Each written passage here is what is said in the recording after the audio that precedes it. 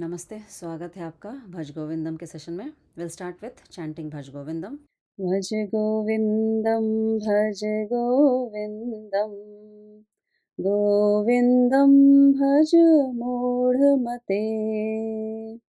संप्राप्ते सन्निहिते काले, नहीं नहीं रक्षति डुक्रुन करने। सत्सङ्गत्वे निसङ्गत्वम्, निसङ्गत्वे निर्मोहत्वम्, निर्मोहत्वे निश्चलतत्वम्, निश्चलतत्वे जीवनमुक्तिः। भज गोविन्दं, भज गोविन्दं, गोविन्दं भज मूढ़मते।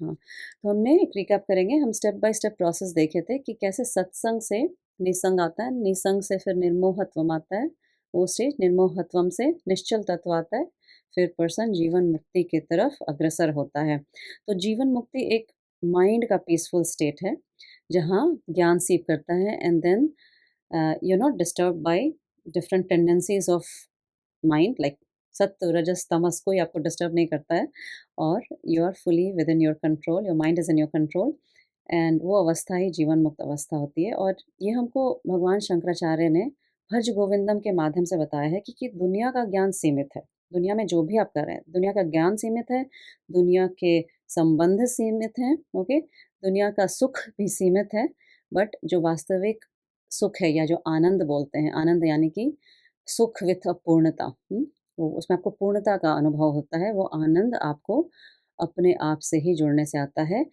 और इसलिए बोलते हैं योगा में भी ना फोकस विद इन, क्योंकि ट्रू नेचर आपका वही है, सेल्फ है, आत्मा है, तत्वमसि, क्योंकि वो गोविंद आप ही हैं, है ना?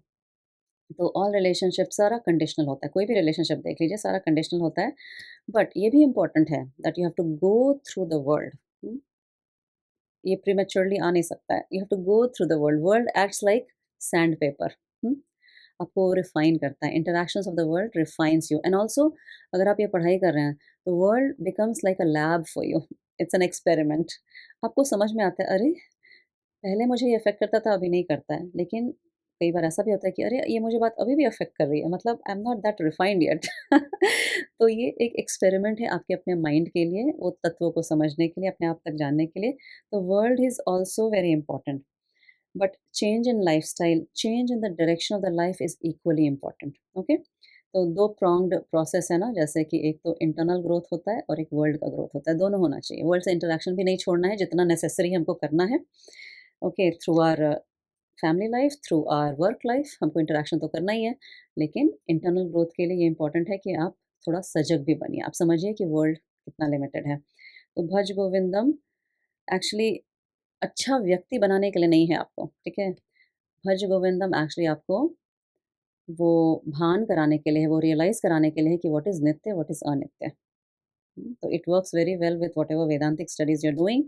जैसे तत्वबोध आप पढ़ाई कर रहे हैं अभी, तो उसके वो विवेक शक्ति डेवलप करने के लिए कि हमको फ़ोकस कहाँ करना है। एक कठोपनिषद है, हमारा एक वन ऑफ द उपनिषद है, उसमें नचिकेतस एक लड़का है जो जिसका डायलॉग है यमराज से। उसमें यमराज उसको शिक्षा दे रहे हैं इसकी ही, मतलब नित्य-अनित्य की ही। उसमें वो बोलते हैं उसको, अधिकतर लोग संसार में अंधे होते हैं। अंधे होते हैं और जो उनको लीड कर रहे हैं वो भी अंधे होते हैं। ऐसा उन्होंने बोला है, ब्लाइंड लीडिंग द ब्लाइंड। बहुत इंटरेस्टिंग मेटाफर है एक्चुअली। तो अब देखिए जैसे आपके बच्चे हैं, उनको तो ये कोई ज्ञान नहीं है। अगर वो अपने ही पीयर से सजेशन लेते हैं, तो उनको क्या ज्ञान मिलेगा? अंधे लीडिंग टू अंधा अनदर अंधा, है ना? या फिर हम भी संसार में फँसे रहते हैं तो हम ऐसे लोग से ही सलाह लेना चाहते हैं जो खुद उनको कुछ पता नहीं है इसके बारे में। तो कभी भी आपको किसी से परामर्श लेना है, सलाह लेना है तो ऐसे लोगों से लेना चाहिए जो इस फ़ील्ड में हैं। इसीलिए धर्मगुरुज़ होते थे ना, या फिर ऐसे टीचर्स होते थे जिनसे आप सजेशंस ले सकते हैं। क्योंकि अकॉर्डिंग टू यमराज अधिकतर लोग अंधे हैं, इसीलिए वो पुनरपि मरणम पुनरपि जन्मम, मतलब बार-बार वो चक्कर में फँसते रहते हैं। Most important question in the life ये समझना है कि हू एम आई? और ये हमारा actually what are we looking for, ये सब क्वेश्चन पूछते रहना है। Dealing with difficult ethical situations of life, जैसे कहीं भी आप स्टक हो जाते हैं किसी भी वर्क में, या घर में, तो उसको सॉल्व करने के लिए किसी ऐसे पर्सन के पास ही जाना चाहिए जिसको धर्म का ज्ञान हो, है ना? जो व्यक्ति खुद ही सेल्फ रियलाइज़्ड हो, या उनका, अगर आपको उनका सानिध्य नहीं मिलता है, सपोज़ आजकल तो बहुत दुर्लभ है, मुश्किल है ना? कठिन है ऐसे लोग, साधु लोग को मिलना, तो आप क्या करते हैं? तो फिर सत्संग हम करते हैं। सत्संग, क्योंकि हम उसमें शास्त्र का स्वाध्याय करते हैं। तो अगर हमको साधु नहीं मिले, तो हमारे पास क्या है? हमारे पास शास्त्र हैं, भगवद गीता है। इसीलिए सत्संग इतना इम्पोर्टेंट है, क्योंकि ये ज्ञान सत्संग से ही मिलता है कि कहाँ फ़ोकस करना चाहिए, कहाँ नहीं फ़ोकस करना चाहिए। ये सब बाहर कोई नहीं समझाता है। जैसे ईच फील्ड में एक्सपर्ट होते हैं ना, जैसे फाइनेंशियल एक्सपर्ट हो गया, योगा का एक्सपर्ट हो गया, या फिर योगा भी अगर सिर्फ फिजिकल प्रैक्टिस करते हैं तो वो भी आपको ये ज्ञान नहीं बता सकता है। आप दुनिया भर का योगा स्टूडियो कर लीजिए, आपको ये ज्ञान नहीं मिलेगा। या बहुत लोग, मैंने ये भी देखा है, जीवन भर भगवत गीता पढ़ते रहते हैं, उनके अच्छे कर्म बनते हैं, बट उनको ये ज्ञान नहीं आता क्योंकि उनका प्रॉपर सत्संग नहीं बन रहा है फॉर सम रीज़न। ऐसा भी होता है, ऐसा नहीं कि कोई भगवत गीता पढ़ रहा है तो उसको सब ज्ञान हो ही गया है। ये सब वो ज्ञान सिर्फ प्रॉपर अंडरस्टैंडिंग से आता है, और वो आपको सत्संग में मिलता है। हम यहाँ पे जो पढ़ाई कर रहे हैं वो हम भगवान शंकराचार्य के भाष्य यानी ट्रांसलेशन और उनके कमेंट्रीज़ को ही पढ़ते हैं, जो भी हम पढ़ते हैं मोक्षधाम में। इसलिए हमने उनको अपना वेदांत के लिए गुरु चुना है, क्योंकि उनमें जो क्लैरिटी है शंकराचार्य के भाष्य में और कहीं नहीं मुझे मिली। तो सत्संग से विवेक शक्ति आती है। सत्संग से आपको क्या मिलता है? आपको एक क्लियर पाथ मिलता है। इसमें डिफरेंट टर्म्स आते हैं, जैसे श्रेयस वर्सेस प्रेयस। श्रेयस मतलब जो सबके लिए अच्छा है, प्रेयस मतलब जो मुझे अच्छा है। I am just telling some technical terms, basically good versus bad. तो इसमें आपको धर्म अधर्म का ज्ञान मिलता है सत्संग में, नित्य अनित्य का ज्ञान मिलता है। उसको ज्ञान या अज्ञान भी बोल सकते हैं, उसको विद्या या अविद्या बोल सकते हैं। तो ये सारे सिमिलर टर्म्स हैं, तो ये आपको ज्ञान इससे ही मिलता है। बेसिकली ज्ञान बहुत सिंपल है। ज्ञान क्या है? The essence in me is essence in everybody, and that essence itself is Ishwar. Simple, very simple. ज्ञान यही है, बट समझने में बहुत टाइम लगता है, उसको प्रोसेस के थ्रू जाना पड़ता है। हम ही सत्चित आनंद हैं, तत्त्वमसि हम ही वो हैं, हम ही ईश्वर हैं, वो उसको रियलाइज़ करना यही ज्ञान है, वो धीरे-धीरे आता है। सत्संग हमको सिखाता है अपने मन को कैसे शांत करना है। माइंड ही इम्प्योर रहता है जिसके कारण ये ज्ञान अंदर नहीं आता है। बट वेदांत, शास्त्रों का ज्ञान, ये हमारे क्या करता है, सत्संग क्या करता है, हमारे अंतःकरण की शुद्धि करता है और कुछ नहीं करता है। अपने ही अंतःकरण की शुद्धि करता है, और योग की क्रिया भी उसमें हेल्प करती है, प्राणायाम भी हेल्प करता है, सब कुछ हेल्प करता है मन को शांत करने में। और शास्त्र बोलते हैं जब तक मन में एक भी विकार है, मतलब काम, क्रोध, अहंकार ये सब का विकार है, ईर्ष्या, तब तक मन शांत नहीं होता है। तो मन में वो ध्यान नहीं लगता है, आप कितना भी लगा लो, जो प्रॉपर ध्यान होता है वो नहीं लगता है। शास्त्र हमको डिसिप्लिन भी सिखाता है, जो षट संपत्ति हम पढ़ रहे हैं वो सत्संग से ही आपको ज्ञान मिलता है। बेसिकली सत्संग में यही सिखाया जाता है, धर्म है वो फॉलो करो, अपना रूटीन फॉलो करो। सत्संग का जो ज्ञान है ना, आपको एक बात का ध्यान रखना पड़ेगा, this is not faith based, तो ये सबके लिए ओपन है। आप कोई भी रिलीजन को बिलॉन्ग करते हो, ज्ञान तो ज्ञान है। सो वही मैं बताना चाहती हूँ, हम जो सत्संग करते हैं इट्स नॉट फेथ बेस्ड, वो फेथ के बियॉन्ड है। फेथ को अगर आप श्रद्धा से इक्वेट करें, तो श्रद्धा कहाँ आता है तत्वबोध में? Very starting. श्रद्धा या faith is just a spark, that's all. It's not something that will sustain you. ये ज्ञान आपको सस्टेन करेगा, because it's like a science, इस साइंस की पढ़ाई जैसा है। और वो ज्ञान जब विज्ञान में कन्वर्ट हो जाता है, विज्ञान इज़ व्हाट? Practical experience. आपका अपना ज्ञान बन जाता है, like you start feeling the changes within you, then there is nothing stopping you. तो ये सत्संग ऑलमोस्ट हम लोग फिनिश करने वाले हैं इसमें, लेकिन मैं 3 एग्ज़ाम्पल शेयर करना चाहती हूँ, 3 मदर्स का, जो अभी प्रैक्टिकल लाइफ़ में मेरे सामने आए थे। जैसे मैंने बोला था बचपन से सत्संग करना चाहिए बच्चों के साथ, तो एक माँ का प्रॉब्लम था, उसके एक 24 साल के बच्चा और एक 26 year old, 24 and 26 year old kids, they told her one day that they don't want to see her face, nor if they ever have kids, they won't expose their kids to her.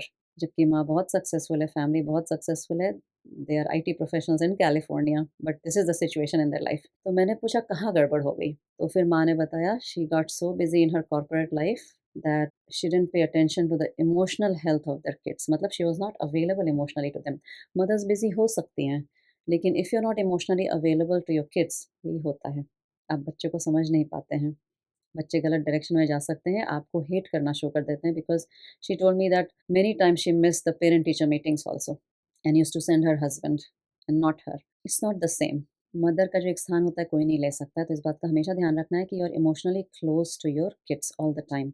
जैसे अगर उनको कोई भी, आपको समझ में भी आना चाहिए वो इमोशनली डिस्टर्ब हो रहे हैं, और आपको उसका उपाय भी आपके थ्रू ही आना चाहिए। You have to be emotionally available. कई बार शांति से उनका ब्लैबरिंग सुनना पड़ता है बच्चों का। Let them blabber, let them spill their garbage on you. मेरी बेटी जब ग्रेड 5 में थी तो उसने एक बार मुझे बोला, "आपने मेरा जीवन बर्बाद कर दिया। You are the horrible mother." मैंने बोला, "मन में जीवन तो शुरू ही नहीं हुआ है ग्रेड 5 में।" जीवन बर्बाद ही हो गया। उसका उस समय कॉन्सेप्ट था कि लाइफ विल फिनिश एट 20, मतलब 20 के बाद आप बुड्ढे हो जाते हैं। For some reason she used to think like that. और anyway that's a history right, but अभी इतना फिनोमिनल चेंज हो गया है बिकॉज़ मैं रिएक्ट नहीं करती थी। I was still available. I used to listen to everything, you know. I never used to react कि how can you say like that, I do everything for you. मैं ऐसा कुछ नहीं बोलती थी, मैं चुपचाप सुन लेती थी। अभी उसने मुझे इंस्टाग्राम पे एक रील पोस्ट किया जिसमें लिखा था, उसने मुझे शेयर किया था, "if Rome was built in a day, it must have been done by somebody like my mother because she is so organised." So transformation देखिए। तो कई बार पेशेंस चाहिए बच्चों को ग्रो करने के लिए। They will spill all their garbage on you, just take it but still do the right stuff for them, है ना? Mother should be embodiment of patience, है ना? इतना पेशेंस चाहिए मदर्स को, unbelievable. And that for that you have to be available in your mind first, ताकि दूसरे के तमस से आपको फ़र्क नहीं पड़ रहा है, वो कितना भी कुछ आपको चिल्ला रहे हैं। दूसरा एग्ज़ाम्पल है एक 70 ईयर ओल्ड माँ का जिसकी बेटी डिप्रेशन में है, and then she was hospitalised here at Mississauga Hospital, and I cannot tell you the pain the 70-year-old mother is going through. So again, same thing. No satsang, not paying attention to what kids are going through, and mother herself is disturbed. So that's another example. These are all recent examples. Okay, another example of 75-year-old mother. उन्होंने अपनी बेटी को बोला कि तुमने मुझे जीवन भर परेशान किया। जबकि बेटी बहुत सक्सेसफुल है, मतलब she has her own mind, वो अपना काम करती है, तो बट मदर के हिसाब से नहीं करती है मे बी। ऐसे मदर्स को क्या बोलेंगे? I am not sure. आप ही बताइए, आप ऐसी मदर को क्या सजेशन करेंगे? कुछ है आपके पास ऐसा suggestion? Because you may become counsellors tomorrow, because लोग आपके पास अप्रोच करेंगे। Anybody has any idea what to say to a 75 year old जो अपनी बेटी को ऐसा बोल रही है? क्या रश्मि? या आई थिंक मदर को इंट्रोस्पेक्शन करने की जरूरत है, अपने आप को अंदर जाके ढूंढने की जरूरत है कि वो कहाँ डिस्टर्ब है, उसको कहाँ प्रॉब्लम है। बस अपना माइंड क्लियर होगा तो सब कुछ भी धीरे धीरे समझ में आ जाएगा।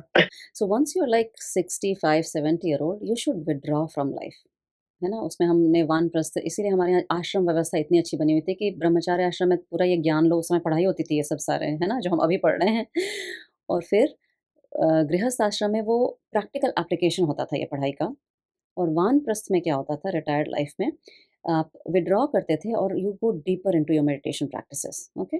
Then you are ready for sannyas, like totally totally cut off. तो वानप्रस्थ में बोलते थे कि खैर अभी तो वानप्रस्थ बोलते हैं कि अगर आप रिटायर हो गए और आपने अपने बच्चों का मुँह देख लिया है, तो यानी you are ready for vanaprastha. Then you should not engage with world so much. You should, ऐसा हमारे गुरु और संत बोलते हैं, that you should also stop going to birthday parties and marriage functions and only go on like satsangs और पूजा, all those things, ऐसा बोला जाता है। तो ये बट आप पे डिपेंड करता है आप कितना करना चाहते हैं। Want to add one point. I think that mother is still thinking about herself. Right? She is still thinking, I don't know, there must be something that was not done during the period. And she's still thinking about herself, that the daughter has spoiled her life. What about the daughter? She is not thinking about the daughter and what she should have done, or probably. I mean, it's just a thought. No, very good thought, and that is true. That is what happens at that age if you say that तुमने मुझे जीवन भर परेशान किया है। तो मतलब वो माँ ने ही जीवन भर अपने मन पे काम नहीं किया है। And imagine what she must have given to her children, right? All her children must have been very disturbed. मतलब वो स्पिल ओवर इफेक्ट तो आता ही आता है। माँ डिस्टर्ब होगी तो बच्चे भी डिस्टर्ब होंगे, बच्चे का कॉन्फिडेंस भी लो हो जाएगा। मैंने ऐसे बहुत केसेस देखे हैं। I was going to say I'll ask her to join Mokshadham. Yeah, that's a very good suggestion. Yeah. तो वो क्लैरिटी नहीं है माइंड में, मतलब she was crying and telling me this things, right? मेरी बेटी ने जीवन भर मुझे, मतलब मैं क्या बताऊँ, है ना? आपको दुःख भी लगता है ऐसे एज में लोग आके रो रहे हैं और ऐसा बोल रहे हैं, और ये भी लगता है कि क्या इन्होंने अपना ही लाइफ बना के रखा है ना, कि ऐसा उनको स्टेटमेंट अंदर से निकल रहा है। So that's what I am saying, it's a life long journey. Relationship issues ये सब होता है ना, बहुत डीप रहता है कई बार, है ना? उनके अपने बचपन में रिज़ॉल्व नहीं हुआ होगा कुछ, ऐसा भी हो सकता है। लोग सोचते हैं ना कि अभी क्यों सत्संग करना है, पहले पार्टी कर लेते हैं। वैसे भी देखिए कितने कम लोग इस ज्ञान को पाना चाहते हैं, कितने कम लोग में वो क्लैरिटी आता है सबके बारे में। लोग सोचते हैं ना कि जैसे बर्थडे एन्जॉय कर लेते हैं, ये कर लेते हैं, वो कर लेते हैं, पार्टी एन्जॉय कर लेते हैं, लेकिन जब भी आपका जन्मदिन आता है तो ऐसा सोचिए टाइम इज़ स्लिपिंग अवे। मुझे तो ऐसे ही लगता है, ये साल भी गया और हम कहाँ हैं? हाँ, रश्मिका। मुझे तो ऐसा ही लगता है, मैं कभी भी अपना बर्थडे सेलिब्रेट नहीं करती और यही लगता है क्योंकि मुझे तो पता है कि 40 के अबव तो मेरा बोनस लाइफ ही चल रहा है। I have to utilise this as its best. हाँ, मैंने भी सेलिब्रेट करना बहुत पहले बंद कर दिया था। एवरी बर्थडे मुझे लगता है कि कहाँ आए हैं, क्या करना है लाइफ़ में, क्या अचीव किया अभी तक, है ना? कि लाइफ़ ऐसे डिफ़ॉल्ट मोड में जा रही है, हमेशा इंट्रोस्पेक्शन का समय होना चाहिए। इसमें नेक्स्ट श्लोक में भगवान बताते हैं, श्लोक नंबर 10th हम पढ़ेंगे। वयसि गते कः कामविकारः, शुष्के नीरे कः कासारः, क्षीणे वित्ते कः परिवारः, ज्ञाते तत्त्वे कः संसारः। भज गोविन्दं भज गोविन्दम्, गोविन्दं भज मूढ़मते। यहाँ पे इस श्लोक में कारण और क्रिया के बारे में बताया गया है, मतलब कॉज एंड इफेक्ट। वयसि गते कह काम विकार, जैसे रश्मिका ने अभी बोला कि हम बर्थडे अभी सेलिब्रेट ही नहीं करने का मन करता है उसका। बचपन में कितना एक्साइटेड रहते हैं हम बर्थडे के लिए, है ना? कि आज मेरा बर्थडे है, सबको टॉफ़ी करना है डिस्ट्रीब्यूट या केक काटना है, ये सब हमको बचपन से सिखाया जाता है कि ऐसा करना है। बट वयसि गते कह काम विकारः, काम विकार इच्छा, desire, it can be any इच्छा, फॉर कंचन, कामिनी, कीर्ति कुछ भी हो सकती है। एक उम्र आने पे वो अपने आप काम चला जाता है ना? मन जब आपका मैच्योर हो जाता है, वयसि गते कह काम विकारः। और जिनका नहीं होता है, जो 70 इयर्स में भी पोर्न देखना चाहते हैं, उनका फिज़िकल कैपेसिटी चला जाता है, है ना? इसीलिए वो ऑनलाइन ही देखते रहते हैं। तो वयसि गते कह काम विकारः, वयसि मतलब उम्र, उम्र गति चला जाता है। फिर काम विकार अपने आप थोड़ा ढीला पड़ जाता है, मतलब उसमें इच्छा नहीं चली जाती है, उससे कुछ मिलना ऐसा होता नहीं है। Cause and effect, natural progression हो जाता है। शुष्के नीरे कह कासारः, नीर इज़ जल, वाटर, शुष्क सूख जाता है तालाब से, तो तालाब तालाब नहीं रहता है, सार। सूखा हुआ तालाब तो तालाब ही नहीं रहेगा ना। क्षीणे वित्ते कह परिवारः, जब आपका वित्त चला जाता है आपके पास से, किसी पर्सन कोई व्यक्ति है उस वो मान लीजिए मनीलेस, पेनीलेस हो जाता है, उसका परिवार भी धीरे-धीरे उससे दूर चला जाता है। जो रिलेटिव्स आपको इतना पूछते थे, आपके पास पैसा था, प्रतिष्ठा थी, आप रिटायर हो गए, आपके पास कुछ पैसा नहीं बचा, मान लीजिए आप बहुत बीमार हो गए, रिटायरमेंट होम चले गए, लॉन्ग टर्म केयर होम चले गए, कोई नहीं पूछता उस समय। और सबसे इम्पोर्टेंट बात, अगर आपके बच्चे हैं, आपकी बेटी है, आप ऐसे व्यक्ति से उसका विवाह करेंगे जिसके पास जॉब नहीं है? नहीं करेंगे ना। सबसे पहले यही पूछेंगे, मान लो आज आपकी बेटी आती है कि I am in love with this guy, आप सबसे पहले यही पूछेंगे क्या काम करता है? पूछेंगे कि नहीं? रिलेशनशिप वर्ल्ड का कंडीशनल ही होता है। वो सिर्फ़ मूवी के सॉन्ग में होता है, जन्म-जन्म का साथ है हमारा तुम्हारा। रियलिटी में आप भी यही देखेंगे कि वो लड़का कितना कमाता है। क्षीणे वित्ते कह परिवार, तो ऐसा लड़का जो पैसे नहीं कमाता उसका तो परिवार बनेगा ही नहीं। He is fit for nothing, ऐसा बोल सकते हैं। उससे तो शादी ही नहीं होगी, कौन शादी करेगा उससे? तो इसीलिए मैं बोलती हूँ, वर्ल्ड में समझ लीजिए, भले ही आप प्यार में पड़ गए हों, आपके बच्चे प्यार में पड़ गए हों, वो भी रिलेशनशिप कंडीशनल ही है। एक ही अनकंडीशनल है सेल्फ से। गोविंद से, भज गोविंदम। ज्ञाते तत्वे कह संसारः। एक बार तत्व का ज्ञान हो गया, तो संसार का कोई अर्थ ही नहीं बचता आपके लिए। संसार आपके लिए ज़ीरो हो जाता है। तो यू फंक्शन एज़ अ जीवन मुक्त person at that time in संसार, यू स्टिल फंक्शन, लोगों को लगेगा आप फंक्शन कर रहे हैं, बट एक्चुअली आप किसी से लिप्त नहीं हैं। निर्लिप्त होके आप फंक्शन, आपके through function, you become like an arrow of भगवान। वो एरो का अपना डायरेक्शन तो नहीं होता, उसकी अपनी इच्छा भी नहीं होती, उसका स्पीड भी अपना नहीं होता। उसका स्पीड कौन तय करता है? एरो को छोड़ने वाला, है ना? So then Bhagwan will choose you for his work and you will function as a instrument of Bhagwan, as a instrument of God, ऐसा बोल सकते हैं। Only a knowledge, that true knowledge can make you jivan mukt. वयसि गते कह काम विकारः, हॉर्मोन्स का प्रभाव कम पड़ जाता है ना? ये मैंने एग्ज़ाम्पल लिखा है। बहुत ही नास्टी एग्ज़ाम्पल है, किसी के 60 ईयर ओल्ड ब्रदर आए थे, विज़िट कर रहे थे इंडिया से यहाँ पे, and he wanted to go to a strip club here क्योंकि यहाँ पे ईज़िली एक्सेसिबल है, इंडिया में नहीं है। और वो छोटा भाई उसको लेके भी गया था और बहुत अच्छे से बोल रहा था, है ना? बोस्ट कर रहा था, मेरे भाई को मैं यहाँ लेके गया था। तो खाते-पीते परिवार के थे, है ना? फिर भी देखिए, ये इच्छा छूटी नहीं थी, है ना? क्या कहें? तो नेक्स्ट है जैसे सूखा हुआ तालाब है, उसी तरह ये सारे एग्ज़ाम्पल दिए हुए हैं कि जीवन मुक्त का फाइनल पेज में है कि जैसे एक माँ, अगर मान लीजिए आप माँ हैं और आप जीवन मुक्त हो गए, तो आप कैसे फंक्शन करेंगे? आप फंक्शन वैसे ही करेंगे जैसे आप अभी करते हैं, लेकिन आपको कोई भी दुःख नहीं होगा। जैसे बच्चा बोलेगा मम्मी भूख लगी है, आप राइट अवे उसके लिए डोसा या रोटी बनाने लगेंगे, तो आप तभी भी वही काम करेंगे। लेकिन आपको किसी भी बच्चा अगर गुस्से से कुछ बोल रहा है या कोई सिचुएशन आ गई, तो आप बिल्कुल कामली हैंडल करेंगे, लेकिन आप काम सब कुछ करेंगे। You will not be like that old 75 year old mom जो अपने बच्चे को बोल रहा है कि तुमने मुझे जीवन भर परेशान किया। तो एक जीवन मुक्त पर्सन या जीवन मुक्त माँ कैसा जीवन व्यतीत करेगी? ऐसा जीवन व्यतीत करेगी कि उसके कारण किसी को कष्ट नहीं हो और वो अपना सारा ड्यूटी टाइम से कर ले और अपना स्वाध्याय भी करे, अपनी साधना भी पूरा करे। वो ऐसा जीवन व्यतीत करेगी। उसके अंदर वो एक विक्टिम मेंटालिटी नहीं आएगा कि मैंने सब कुछ किया, आज मेरे बच्चे मुझे पूछ नहीं रहे, अपने लाइफ में बिज़ी हो गए। वो विक्टिम माइंडसेट नहीं आएगा। आज बहुत माँ के माइंड में आता है। आज एक नया टर्म मैंने सुना था, बहुत यूज़ करते हैं आजकल, एम्प्टी नेस्ट, एम्प्टी नेस्टर। मतलब ऐसे पेरेंट्स या माँ बोलती है, माँ से मैंने सुना, यूजुअली तो लेडीज़ से इंटरैक्ट करती हूँ बहुत। उन्होंने बोला कि मेरा तो एम्प्टी नेस्ट हो गया मतलब बच्चे चले गए यूनिवर्सिटी एक वॉइड का फीलिंग वो नहीं आएगा अगर आप जीवन मुक्त हैं कि मुझे कोई पूछता नहीं है। वो न सिर्फ अपना जीवन सुंदर बनाएगी, अपने आसपास के सभी लोगों का जीवन सुंदर बनाएगी। वो ऐसी माँ बन जाएगी, सबकी माँ बन जाएगी, है ना? दूसरे के बच्चों की भी माँ बन जाएगी। वो सबका उसका अपना जीवन ट्रांसफ़ॉर्म तो हो ही जाएगा, वो बाकी लोगों का भी जीवन ट्रांसफ़ॉर्म कर देगी। सातरति लोकान तरति ऐसा एक है, मतलब खुद भी तर जाएगी, लोग को भी तरा देगी ऐसा हो जाएगा उसका जीवन। तो ट्राई करिए ऐसी माँ बनने का, ऐसा व्यक्ति बनने का जीवन मुक्त अवस्था में। ये आप तभी हो सकते हैं जब आप सब बंधनों को काटते जाते हैं इन द सेंस मन में। फिज़िकली तो आपको सब करना है, प्रेज़ेंट रहना है संसार में, अपना धर्म तो निभाना ही है एज़ अ मदर। लेकिन जीवन मुक्त अवस्था में इट्स अ वेरी ब्यूटीफुल अवस्था जहाँ कुछ मैटर नहीं करता है but you are still very functional. You will be more productive in the society, you will be actually a more productive citizen of the world. You will become a world citizen. आप फिर लोगों को divide नहीं करेंगे, ये इस country से है, ये इस रिलीजन से है, वो सब बियॉन्ड चला जाएगा। वो सब बच्चा का खेल लगेगा, ठीक है? वो सब रियली ऐसा बोलेंगे it really doesn't matter. You live like a human being and you'll see others as just as human beings. That's all it will become. द्वेष्टा सर्वभूतानां मैत्री करुणैव च। वो स्टेज आ जाएगी आपके। लेकिन बहुत साधना लगती है, एक दिन बोलने से नहीं आ जाता। ठीक है? चलिए आज यहाँ समाप्त करते हैं।